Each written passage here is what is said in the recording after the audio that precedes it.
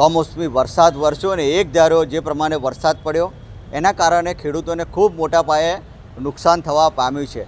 પાક એકદમ તૈયાર હતો, ડાંગરનો પાક હોય, કપાસની પણ વીણી કરવાની હતી, તુવેરોની પણ ઘણા બધા ખેડૂતોએ લગભગ 2-3 વખત ઓરણી કરીને આ વખતે પણ ફરીથી ઓરણી બાદ તરત જે રીતે વરસાદ પડ્યો એના કારણે ખેડૂતોનું જે આ તુવેરનું બિયારણ એ પણ બગડી જવા પામ્યું છે અને તમામ હાથમાં આવેલો કોડિયો એકદમ તૈયાર હતો।